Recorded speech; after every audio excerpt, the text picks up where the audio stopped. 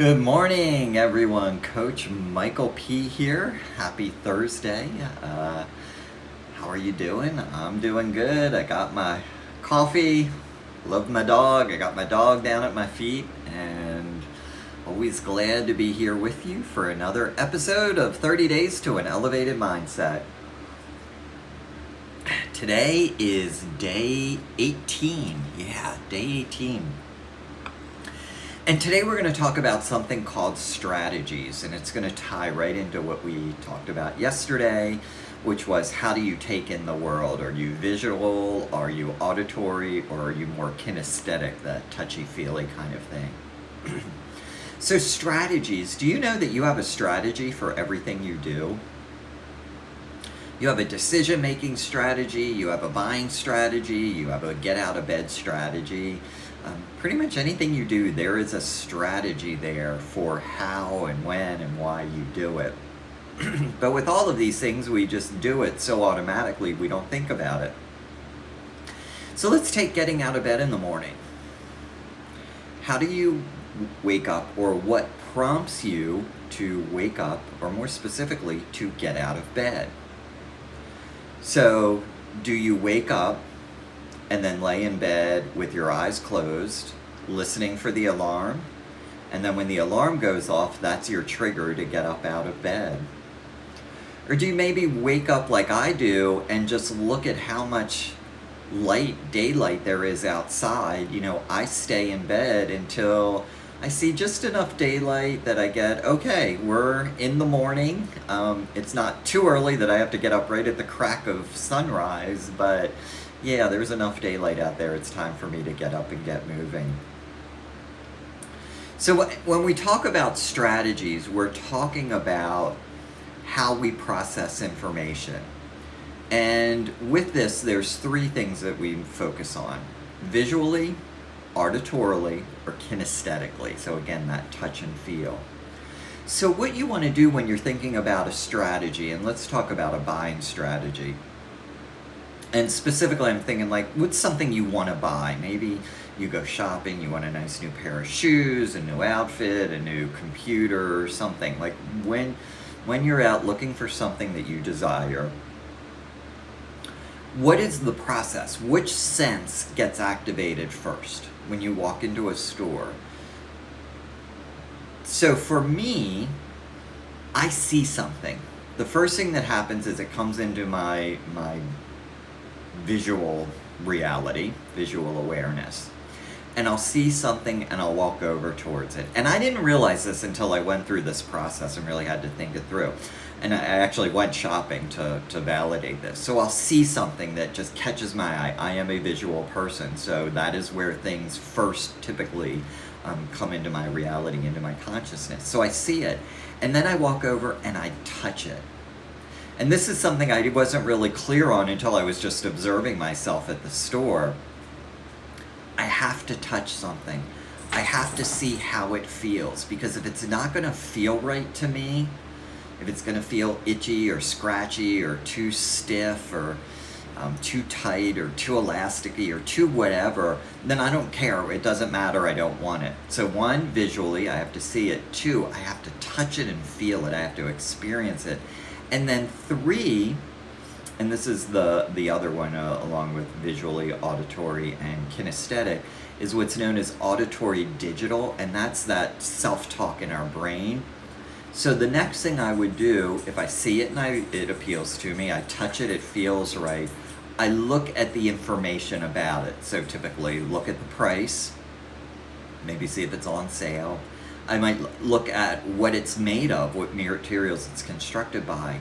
And based on that data, I make my final buying decision. Now, here's what's so fascinating about this. If someone were to come up to me and say, hey, I've got a really cool shirt that I think you'll like. It's the style you like. Let's say it's like this, right? Just a long sleeve sort of t-shirt. It is made with the softest cotton available, really well constructed. We're offering a first-time buyer's discount, of $10.99 per shirt, and it comes in a lot of good colors. And I think you'll really like the look of this shirt. Now, if someone were to explain it to me that way, like, that had zero interest, zero appeal. Because they started with the last criteria in my list. Remember, my criteria is visual. Do I like how it looks? Kinesthetic. Do I like how it feels? Auditory digital. Is the data and information something that makes me want to decide to buy? Now, if someone were to say to me, look at this beautiful shirt, look at these vibrant colors, it's very cool, and if you feel it, it is so soft, it is just almost like a gentle breeze on your skin. You can barely feel it, and when you do, it just feels so soft and luxurious. And the best news is we're offering it at a discount right now. First-time buyers, $10.99. That is more appealing to me. Like, that would make me sit up and take interest, because they talked about the first thing that I look at, visual, or the first way I see, I keep saying look at, see, right? These are visual words. Because I'm a visual person, I use visual words. Now, a lot of times as I'm talking and writing, I try consciously not to do that, because I want to be able to speak to auditory people and kinesthetic people. So I will say things like, how does something come into your reality versus what do you see? Because for me, it's what I see. Now, for other people, they may say, hey, I got to go shopping. I need to buy some, new clothes. Let me do research first. Auditory digital, right? So they're going to get online and do research to find things that match their buying criteria. Then maybe okay, well, this is the range of things I want to look at now. What are the colors, sizes, prints, patterns? What's it look like? If kinesthetic is important to them, when they actually get to the store, then they'll do the touchy-feely thing, right? So they'll do it in their order. So it's just really interesting. And again, all of this, everything I'm talking about these 30 days is just to expand how your reality, how you interact with your reality. And I always say your reality because, right, your reality is different than my reality. Perception is projection. There's 1+ million bits of data, and we only take in, 100+ bits of data every second. So the 100+ bits you take in is completely different than the 100+ bits I take in. So you have a different reality than I have. Now they overlap, right? There's commonality there. But how we are experiencing the world is different. So just think about this. Watch yourself when you go to do something. If you're having to make a decision, maybe there's something you need to buy, right? Or maybe it's a decision of how you move forward with something. What are the steps? Where do you go to process that information and make a decision?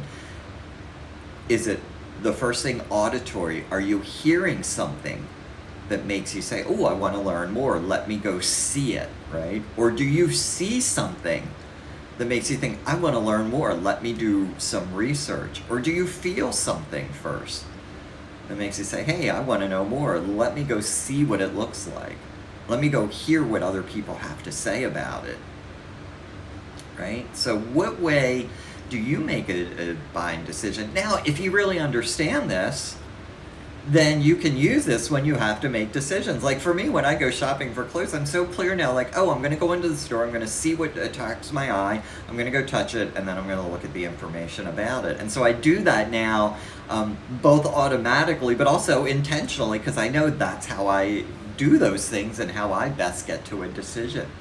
The other thing is, if you are in any kind of sales, so you're in sales or you're an entrepreneur who's always having to do sales, when you are talking to potential clients, if you can understand, are they more visual, are they more auditory, are they more kinesthetic, are they more auditory digital? That's that thinking up in your head. If you can understand that, then you can speak to that, right? So remember, I'm visual. So if you were trying to sell me on something, let's say a car, I was out looking at some SUVs recently, and you would want to talk to me about how it looks, right? Visually, like, look here, you've got a lot of headroom in here. Like, I was looking to see how much room is in the car for Lucky, because Lucky likes to stand up, walk around, certainly in that back part of an SUV, he would be walking around a bit. How big is it? Will he fit there? The very first thing the salesman was doing is giving me all the data about the car, about it has this and this and this and this. And literally, I stopped him. I said, "Can I just give you some advice? Because I work with entrepreneurs and salespeople. Can I give you some advice?" And he's like, "Yeah." I said, "Find out what's important to me first before you start telling me everything, because everything you're telling me, I don't care about. What I care about, how much room is in this car, and how does it feel? If I'm sitting in and I've done this, I get into cars where I sit in the passenger seat and I feel confined and constrained. I don't have room. I like to put my shoulder out on the window. Well, if that window's up high like this, that wouldn't be comfortable for me. Or if the seat's over here and I have to stretch to get it, that wouldn't be comfortable for me. Lucky lays in the seat. I need to make sure he can lay in there and, it's comfortable for him, where I can pet him easily and stuff. So if you understand this, it can help you with yourself, but it can also help you when you're talking with other people and doing sales, and give them information in the order that they use to receive it to make a buying decision. How does all this sound to you? Hope it's helping. This one can be a little dense with information, but just if you understand it, can be something fun to play with and observe in yourself and others. All right, go have an awesome day today. What is today's daily practice? Is affirm what you know to be true. Right? This is why I love this one, affirming what you know to be true, because sometimes we can discount things and talk down about ourselves around things like, yeah, no big deal. But, sometimes we need to own it. Like, one thing I will affirm to be true, I am really good. Like, one of my superpowers when I'm talking with people and coaching people is I see and hear what's going on. See, I said see first, hear second, because I'm visual. What's going on with them behind the words they're saying. I can very quickly pick out certain words and then say, hey, there's something to this, let's talk more. And I've had a few conversations in the past 2 days where we've been able to have really big shifts because I've just picked up on some language they use and say, hey, let's talk a little bit about what's behind that, and then how to reframe and just shift their focus. Remember, we talked about look at it at a different focus or a different perspective. So I affirm that to be true about myself. What is true about yourself? Please share. Love to see it in the comments below. All right. Have an awesome day.